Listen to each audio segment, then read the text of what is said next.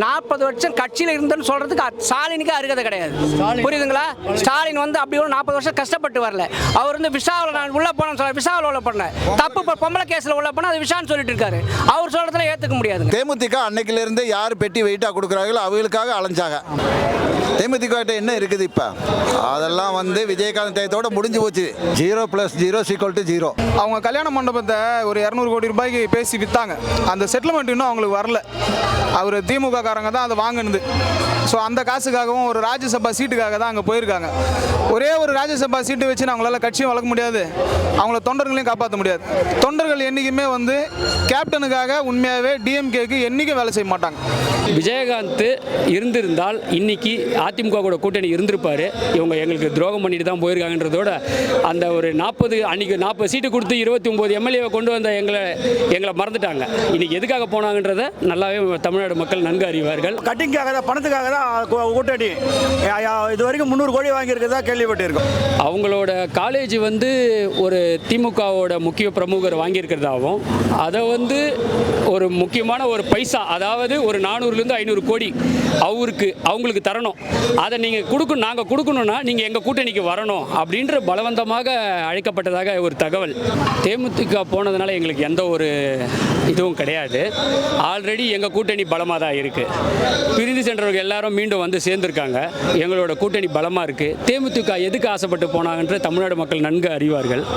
எங்களோட வெற்றி பிரகாசம் எங்களுக்கு பயங்கரமாக இருக்குது. தேமுதிக தொண்டர்கள்லாம் பாதி பேர் வெக்ஸ் ஆகிட்டு டிவி கேட்க போகிறாங்க. அவரு உழைச்சி வந்தாருன்னு எப்படிங்க சொல்ல முடியும்? மிஸ்ஸா காலத்தில் அவரு எங்கே இருந்தாருன்னு அவராக போய் சொல்கிறாரு. அவர் மிஸ்ஸாலே அவர் முதல்ல இல்லைன்றாங்க. உதயநிதி அப்போ நான் பிறகுல அப்படின்றாங்க. அதை முதல்ல அவர் கட்சி அவர் வந்து உழைச்சிலாம் வரலங்க. அப்பாவால் தாங்க வந்தார். என்னுடைய கருத்து அவங்களுக்கு வந்து ஓட்டு சதவீதம் சுத்தமாக கிடையாது. ஒன்று. ரெண்டாவது வந்து அவங்க வந்து ஏற்கனவே அந்த கட்சியை பற்றி என்ன விமர்சனம் பண்ணாரு, அதே விஜயகாந்த் என்ன பேசினாருன்றது அவங்க திரும்பி பார்த்தாலே தெரியும். அவங்க அந்த கட்சியில் சேர்த்துக்கு தகுதியே இல்லாதவங்க. ஏன்னா அந்த கட்சி அந்த அளவுக்கு விமர்சனம் பண்ணியிருக்காங்க. எங்க இடம்பெற்ற கட்சினா கொள்கையே இல்லாத அன்னைக்கு டிஎம்கே அப்படி பேசினவர் டிஎம்கே விஜயகாந்த் இருந்தால் டிஎம்கே சேர்ந்தே இருக்க மாட்டார். புரியுதுங்களா? இன்னைக்கு அவங்க பெட்டி வாங்கினா அந்த கட்சியில் சேர்ந்துருக்காங்க. அது முற்றிலும் போய் அதிமுக அமோகமான வெற்றியை பெறும். இதை மாட்டுக்கிறதே கிடையாது. ஏன்னு கேட்டீங்கன்னாக்கா தேமுதிக இருக்கிறவங்களே வந்து விரும்பல. ஸ்டாலினுடைய பொம்மை ஆட்சி அந்த அதை பிடிக்காமலே நிறைய பேர் இன்னைக்கு பார்த்தீங்கன்னாக்கா ஆப்போசிட்டாக அந்த அம்மாவுக்கு ஆப்போசிட்டாக்கா யூடியூப்லையும் பார்த்தீங்கன்னாக்கா ஃபேஸ்புக் பார்த்தீங்கன்னா ஆப்போசிட்டாக தான் பதிவு போட்டிருக்காங்க. அது மாதிரி எங்களுடைய கருத்து நாங்கள் என்ன சொல்கிறோம்னாக்கா அந்த அம்மா அங்கே போயிருது வந்து தப்பு. இது விஜயகாந்த் உயிரோடு இருந்ததுனாக்கா அது ஆத்மா சாந்தி அடையாது. அது ஒரு நிலைமை ஏற்பட்டிருக்கு. அது அவங்க போனது வந்து மகா தப்பு பண்ணியிருக்காங்க. அது எதுக்காக போனாங்கன்றது அது அவங்களுக்கு தான் தெரியும். சில பேர் என்ன சொல்கிறாங்க, பணம் பேரம் பேசியிருக்காங்க, பணத்துக்காக அடிமை ஆகிட்டாங்க அப்படின்னு சொல்லி பேசுகிறாங்க. ஆனால் உண்மை ஒரு பக்கம் பார்த்தீங்கன்னா அது உண்மையாக தான் இருக்குது போல தோணுது. ஆனால் நீங்கள் நினைக்கிற மாதிரி அதனால் அதிமுகவுக்கும் பொய். அது வந்து முற்றிலும் போய் விஜயகாந்த் இன்னைக்கு விஜயதரசில் கண்ணீர் விடுறாங்க, இன்னைக்கு கதறாங்க. உண்மையான தொண்டரங்க எல்லாமே பார்த்தீங்கன்னாக்கா நான் கூட அவரோட ரசிகர் தான். எனக்கும் அந்த ரொம்ப ஆழ்ந்த ஒரு வருத்தம் இருக்குது. ஏன் இந்த மாதிரி ஒரு சூழ்நிலை எடுத்தாங்க சொல்லிட்டு. அதெல்லாம் போய் அவங்க போனது வந்து ஏற்றுக்கொள்ளாத ஒரு உண்மை. அவர் கிளை செயலாளர் இருந்த அவர் வார்டில் நகர செயலாளர் மாதிரி, அதுக்கப்புறமா எம்எல்ஏ மாதிரி, அதுக்கப்புறமா மந்திரி ஆகி, அதுக்கப்புறமா ஒரு முதலமைச்சராகி புரட்சித் தலைவர்கிட்டையும் புரட்சித் அம்மா அவர்களையும் நட்பெயரை பெற்று அவர் உயர்ந்த ஒரு உள்ளத்தோட ஒரு முதலமைச்சரானது உறுதி. அது தவிர்த்து போனன்றதெல்லாம் சும்மா பேச்சு. அதெல்லாம் அரசியலில் வந்து குடும்பத்தில் 1000 நடக்கும். அதுபோல் அது ஒன்று நடந்தது. ஆனால் வந்து எடப்பாடியாரோட ஆட்சி சிறப்பான ஆட்சி, மக்களுக்கு தேவையான ஆட்சி. அது கண்டிப்பாக பார்த்தீங்கன்னா மக்கள் எல்லாமே வந்து அனைத்து இந்திய அண்ணா திராவிட முன்னேற்ற கழகத்துக்கு தான் ஓட்டு போடுவாங்க. ஏன்னா இப்போ நடக்கிற திமுக ஆட்சி பார்த்தீங்கன்னா கண்டிப்பாக வந்து இளைஞர்களுக்கு ரொம்ப கெடுமையான ஆட்சியாக இருக்குது. மக்கள் எடுக்கிற முடிவு தான். சரிங்களா? ஒரு கட்சி கூட்டணி வருது வராது அவங்க தலைமையில் எடுக்கிற முடிவு. தேமுதிக 8 வருஷம் பார்த்தீங்கன்னா அனைத்து இந்திய அண்ணா திராவிட முன்னேற்ற கழகம் கூட்டணி இருந்தாங்க. இந்த வருஷம் அவங்க திமுக போனதுனால எங்களுக்கு வெற்றி வாய்ப்பு கிடையாதுலாம் கிடையாது. மக்கள் சப்போர்ட் ஃபுல்லாக பார்த்தீங்கன்னா எங்கள் கிட்ட தான் இருக்குது. சரிங்களா? அதனால கண்டிப்பாக ஏடிஎம்கே தான் ரெட்டி அடிக்கும். தேமுதிக வந்து டிஎம்கே கூட போயிருக்கு. ஒரு நாள் வந்து ஏடிஎம்கே போயிருக்காங்க. இப்போ அங்கே போனால் எப்படி அவங்க ஜெயிக்க வாய்ப்பு இருக்கா? வாய்ப்பு இல்லைங்க. அண்ணா திமுக தாங்க ஜெயிக்கும். திமுக தான் அதிகமாக வெற்றி வாய்ப்பு. இவர் வெற்றியூர் தான் வரும். எனக்கு என்னென்னா அம்மா செய்த ஒரு இது, அம்மா எப்படி நல்லா செய்தாங்களோ அதுமாரி இவரும் செஞ்சாருன்னா அதிகமாக இவர் முன்னுக்கு வர்றதுக்கு சான்ஸ் இருக்குது. ஆனால் கண்டிப்பாக இவர் வருவாருன்னு எனக்கு நினைக்கிறேன். வரணும். ஏன்னா அம்மாவுக்காக மக்களுங்க எல்லாம் வந்து ஓட்டு போடணும். நான்லாம் ஒரு காலத்தில் கஷ்டப்படும் போது நைட்டு வேலைக்கு போயிட்டு வரும்போது போரூரில் இருந்தேன், ராமாபுரத்தில் ரொம்ப கஷ்டப்பட்டேன். அப்போ நைட்டு 10 மணிக்கு வேலைக்கு போயிட்டு வரும்போதெல்லாம் எனக்கு அம்மாவோட பாதுகாப்பு தான் தைரியத்தில் இருந்தேன். இப்போ பெண்களுங்கெல்லாம் பார்த்தீங்கன்னா பாதுகாப்பே இல்லை. பொம்பளை பசங்க போயிட்டு ஸ்கூல்லேருந்து வரும்போது கூட பயந்து வராங்க. ஆனால் வந்து நான் வேலைக்கு போகிற காலத்தில் கூட எனக்கு அம்மா ஆட்சியில் இருந்தாங்க. அப்போ நான் சப்போர்ட்டாக இருந்தேன். போரூரில் இதே இடத்துல ராமாபுரத்தில் தான் நான் வேலை செஞ்சேன். அந்த ராமாபுரத்தில் அவங்க வீட்லேயே வேலை செஞ்சேன். துணி கடையில் வேலை செஞ்சேன். எங்களுக்கு எந்த பின்னடைவும் கிடையாதுங்க. தேமுதிக பொறுத்த வரைக்கும் பெரிய ஓட் பேங்கோ பர்சன்டேஜோ இல்லை. எங்கள் கூட இருந்திருக்கலாம், இருந்திருந்தா நல்லா இருந்திருக்கும். வெற்றி தோல்வியிலே இவ்வளோ வருஷம் கூட இருக்காங்க. இந்த தேர்தலில் வந்து திமுக போனதுனால இன்னும் பலம் அவங்களுக்கு அதிகமாகுமா? டிஎம்கே கூட்டணி பலம் ஒன்று, அதாவது அவங்களோட ஓட் பேங்க்ன்றது பெருசாக ஒன்றும் கிடையாது, சரிங்களா? இப்போ அவங்களுக்கு பின்னடைவு தான். நீங்கள் இன்றைக்கி பார்த்தீங்கன்னா வலைதளத்தில் பார்த்தீங்கன்னா அவங்கள வந்து ஃபுல்லாகவே வந்து எல்லாருமே பார்த்தீங்கன்னா அவங்க சரியான நேரத்தில் தவறான முடிவு எடுத்துட்டாங்க அப்படின்ற மாதிரி ஒரு டாக் தான் போயிட்டு இருக்கு ஃபுல்லாகவே எல்லா இடத்துலையுமே. பொதுவாக பொதுமக்களே பேசிக்கிறாங்க. அவங்க பெரிய தவறு பண்ணிட்டாங்க, அவங்களுக்கு இனிமேல் வீழ்ச்சி தான், வளர்ச்சியே கிடையாது இனிமேட்டு. வந்து அந்த டைமில் நம்ம ஜனங்களை பொறுத்த வரைக்கும் அந்த ஸ்பாட்லேயே மறந்துடுவாங்க. அந்த டைம் அந்த அலைன்றது அந்த ஒரு கொஞ்ச நேரத்துக்கு மட்டும்தான் இருக்கும். அதுவும் இல்லாமல் இப்போ நாங்கள் எங்கள் சைடில் இருந்து இப்போ அவங்க இந்த 5000க்கு நம்ம எவ்வளோ நஷ்டமாயிருக்கு இது வரைக்கும். ஒருத்தரோட தலைமையில எவ்வளோ கடன் சுமை இருக்குது, என்னென்ன பிரச்சனை, என்னென்ன எவ்வளோ இஷ்யூஸ் இருக்குது, இது எல்லாத்தையுமே வந்து நாங்களும் வந்து சொல்லும்போது ஜனங்க புரிஞ்சிக்கிறாங்க. ஓஹோ, நமக்கு 5000ன்றது ஒரு பெரிய காசே கிடையாது, நம்ம இவ்வளோ கரண்ட் பில் ஏற்றிருக்காங்க, சொத்து வரி ஏற்றிருக்காங்க, நிறைய எல்லாமே இன்க்ரீஸ் தான், டிக்ரீஸ்ன்னு எதுவுமே கிடையாது. எல்லாமே இன்க்ரீஸ். கிராஃப் வந்து மேலே தான் போயின்னு இருக்கு. யாரோ வந்து இன்க்ரீஸ், எதை கேட்டாலும் இன்க்ரீஸ் தான். ரெடியூஸே பண்ணவே முடியாது அவங்களால. நாங்கள் வந்து நம்ம இந்த அம்மா ஆட்சியில் இருக்கும்போது வந்து காய்கறி விலை எல்லாத்தையுமே குறைக்கிறதுக்காக இவங்களே வந்து ரேஷன் கடை மூலமாக விற்றாங்க. அப்போ வந்து நம்மளால் வந்து விலையை கண்ட்ரோல் பண்ண முடிஞ்சுது. இப்போ பண்ண முடியாது. இப்போ திமுக பண்ணியிருக்காங்களே, உதவி பண்ணியிருக்காங்களே, இருந்து ஏன் இல்லை நிச்சயமாக ரெட்டாலிக்கு தான் வரும் கண்டிப்பாக. அதனால ஒயின் ஷாப் எங்கே பார்த்தாலும் தெரு ஒயின் ஷாப் அதை மூடணும். அப்புறம் வந்து இந்த கஞ்சா முதல்ல ஒழிக்கணும். மெயினாக இது 2 தான். தேமுதிக தொண்டர்கள்லாம் பாதி பேர் வெக்ஸ் ஆகிட்டு டிவி கேட்க போகிறாங்க. மறுபடியும் அது இல்லாமல் இவங்க கட்டிங்காக தான், பணத்துக்காக தான் கூட்டணி. இது வரைக்கும் 300 கோடி வாங்கியிருக்கிறதா கேள்விப்பட்டிருக்கோம்.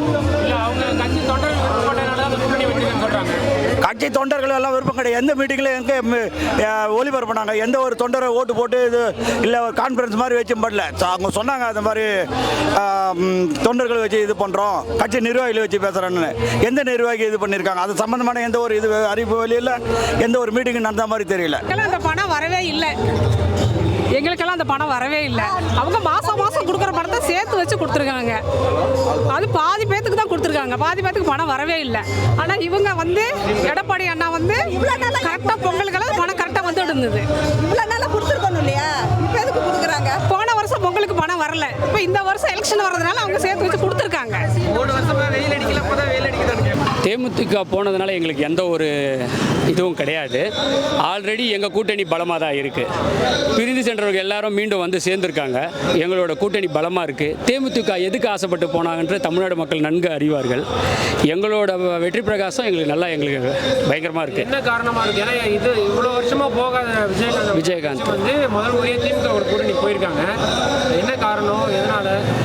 அவங்களோட காலேஜ் வந்து ஒரு திமுகவோட முக்கிய பிரமுகர் வாங்கியிருக்கிறதாகவும் அதை வந்து ஒரு முக்கியமான ஒரு பைசா, அதாவது ஒரு 400லேருந்து 500 கோடி அவங்களுக்கு தரணும். அதை நீங்கள் நாங்கள் கொடுக்கணுன்னா நீங்கள் எங்கள் கூட்டணிக்கு வரணும் அப்படின்ற பலவந்தமாக அழைக்கப்பட்டதாக ஒரு தகவல். எங்களோட மதியம் கிடையாது. என்ன மாதிரி நான் ஒரு ஆட்டோ டிரைவர், ஆட்டோ ஓட்டுறேன், எனக்கு தெரிஞ்ச வரையும் நான் சொல்கிறேன். இந்த மாதிரி இருக்குது பொதுவான கருத்து. ஆனால் அவங்களோட இது பார்த்தீங்கன்னா விஜயகாந்த் இருந்திருந்தால் இன்னைக்கு அதிமுக கூட கூட்டணி இருந்திருப்பார்.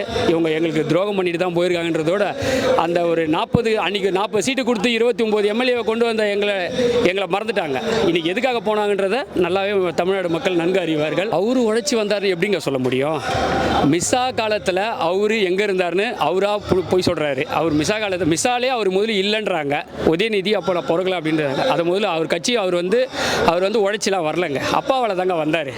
அவங்க அப்பா மூலியமாக வந்தார். எடப்பாடி அப்படி கிடையாதுங்க. எல்லா விஷயத்துலேயும் முன்னோடியாக இருந்து 70 கிளைச் செயலாளர் இருந்து ஆரம்பித்து பெண்களுக்கு வந்து மகளிர் உதவித்தொகை, இலவச பேருந்து இதெல்லாம் சொல்கிறாங்க. இதெல்லாம் நாங்கள் தேர்தலில் மக்கள்கிட்ட சொல்லி ஓட்டு வாங்கி ஜெயிப்போம் அப்படின்னு சொல்கிறாங்க திமுக. நாங்களும் அதே மாதிரி தானே நாங்கள் தானே ஃபஸ்ட்டு இதை கொண்டு வந்தோம்.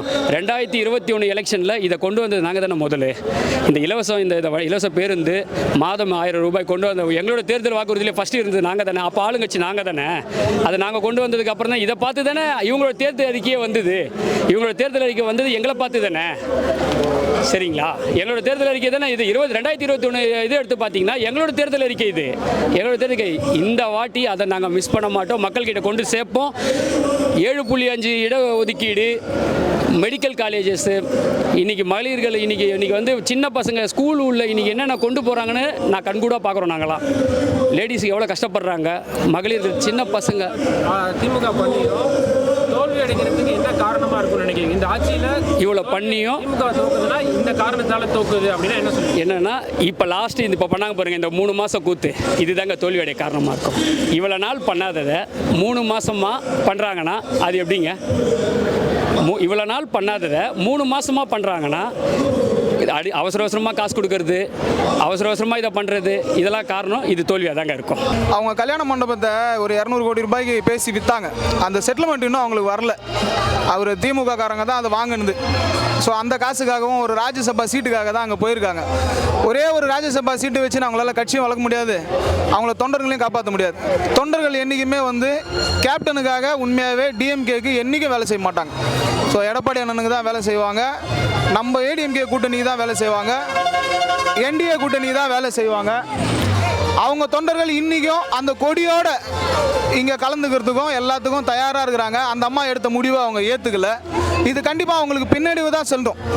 அதிமுகவுக்கு இக்கறந்து கொண்டும் பின்னாடியே கிடையாது சார். அவங்க போனது துரோகம் பண்ண கட்சியை கூட போயிருக்காங்க.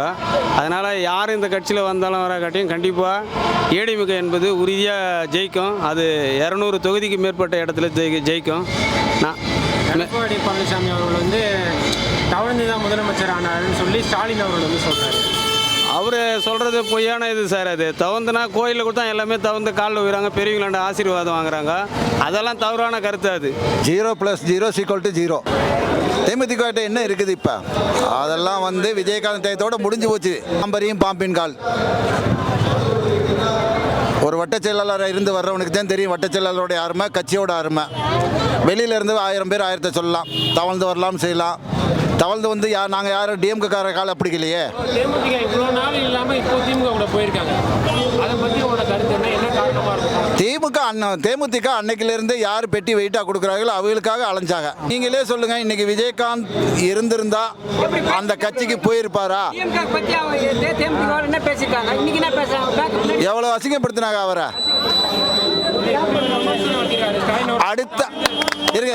அடுத்த சட்டமன்ற தேர்தலுக்குள்ள தேமுதிகன்ற ஒரு கட்சியே இல்லாமல் போயிடும்.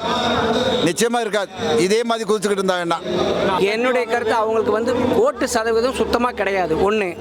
ரெண்டாவது வந்து அவங்க வந்து ஏற்கனவே அந்த கட்சியை பற்றி என்ன விமர்சனம் பண்ணாரு, அதே விஜயகாந்த் என்ன பேசினாருன்றது அவங்க திரும்பி பார்த்தாலே தெரியும். அவங்க அந்த கட்சியில் சேர்த்துக்கு தகுதியே இல்லாதவங்க.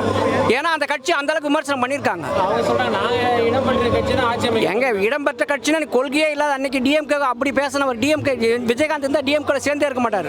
புரியுதுங்களா? இன்னைக்கு அவங்க பெட்டி வாங்கினா அந்த கட்சியில் சேர்ந்துருக்காங்க. பெட்டி தான். ஆமாம். அதனால வந்து அவங்களுக்கு கட்சியும் கிடையாது, கொள்கை கோட்பாடு எதுவுமே கிடையாது. அவங்கள பொறுத்த வரைக்கும் பெட்டி இருந்தால் போதும். ஸ்டாலின் அவரோட விமர்சனம் வச்சாரு, நான் வந்து கஷ்டப்பட்டு 40 வருஷம் கட்சியில் வந்தேன், இவர் என்ன பண்ணாரு? சார் 40 வருஷம் கட்சியில் இருந்தேன்னு சொல்றதுக்கு ஸ்டாலினுக்கு அருகதை கிடையாது. புரியுதுங்களா? ஸ்டாலின் வந்து அப்படி ஒரு 40 வருஷம் கஷ்டப்பட்டு வரல. அவர் வந்து விஷாவில் நான் உள்ள போனேன்னு சொல்ல, விஷாவில் உள்ள பண்ணேன் தப்பு, பொம்பளை கேஸில் உள்ள போனால் அது விஷான்னு சொல்லிட்டு இருக்காரு. அவர் சொல்றதுல ஏற்றுக்க முடியாதுங்க. புரியுதுங்களா? இப்போ பெண்களுக்கு வந்து அவங்க என்ன சொல்றாங்கன்னா, நான் செஞ்சிருக்கிறத வச்சு மக்கள்கிட்ட சொல்லி ஓட்டு கேட்போம், மகளிருக்கு உதவி. அது பெண்கள்கிட்ட கேளுங்க. ஒரு நிமிஷம். என்னன்னா, நீங்க வந்து இப்போ இந்த 5 வருஷமா ஆட்சி முடிகிற காலத்தில் அதை பண்ற இதை இந்த 5 வருஷமா எங்க போயிருந்தது கட்சி? மக்களை ஏமாத்துறதுக்காக இந்த நேரத்தில் லாஸ்ட் மினிட்ல இதை செய்யறீங்க. இதெல்லாம் வந்து மக்களுக்கு எல்லாமே தெரியும். எல்லாருமே அதுக்குள்ள செயல்பாடு கண்டிப்பா செய்வாங்க. ஆமா. இப்போ இன்னை வரைக்கும் ஓட்டு எங்களுக்கு தான் இருக்கு. ஏன்னா மகளிர் நாங்கள் நிறைய பண்ணியிருக்கோம், அவங்க கண்டிப்பாக மகளிருக்கு பண்ணலைங்கிறது தாங்க எங்களுடைய கோரிக்கை. மகளிருக்கு பண்ணல, இந்த லாஸ்ட்ல தான் வந்து இந்த நேரத்தில் தான் பண்றாங்க அந்த வேலையை. அவங்க இங்க வந்து ஆயிரக்கணக்கான மகளிர் வந்திருக்காங்க, அவங்கள்ட்டே கேளுங்க. கட்சிக்காரங்க மகளிருக்கு மட்டும் தான் கொடுத்துக்கிறாங்க. அதான் வந்து கொடுக்கறது அவங்க வந்து இந்த 5000 ரூபா கொடுத்தது கூட இதே எடப்பாடி வந்து பொங்கலுக்கு ப்ரைஸ் கொடுக்கும்போது என்ன சொன்னாங்க, 2500 பத்தாதுன்னாங்க. ஆனால் இத்தனை வருஷமாக அவங்க அந்த ப்ரைஸை கொடுக்கல. இப்போ லாஸ்ட் மினிட்ல அரசியல் ஜெயிக்க ஆட்சி முடிகிற நேரத்துக்கு கொடுக்கும்போது அது சரிப்பட்டு வராதுங்க. அவங்க செய்யறது சரியில்லை. 100% இருக்காது. அமோகமான வெற்றியை வந்து காண்றதுக்கு 234 தொகுதியை வந்து அண்ணா திராவிட முன்னேற்ற கழகம் வெற்றி பெறும். திமுக கூட்டணி தான் வலுவாக இருக்கு. இவ்வளோ நாள் வராத தேமுதிக கூட இந்த டைம் வந்து வந்திருக்கு. பெண்களுக்கெல்லாம் நிறைய உதவி செஞ்சுருக்காங்க அப்படின்னு சொன்னாங்க. 4 வருஷமாக செய்யாத உதவியை இப்போ தான் செஞ்சுருக்காங்க. நிறைய வந்து எல்லாருக்கும் வேலை கொடுத்தேன்னு சொன்னாங்க. ஆனால் வந்து வேலை செஞ்சவங்களுக்கே வந்து வேலை பர்மனெண்ட் பண்ணாமல் இருக்கிறாரு. அவர் எப்படி வந்துடுவார்? அவர் வர்றதுக்கு வாய்ப்பு இல்லை.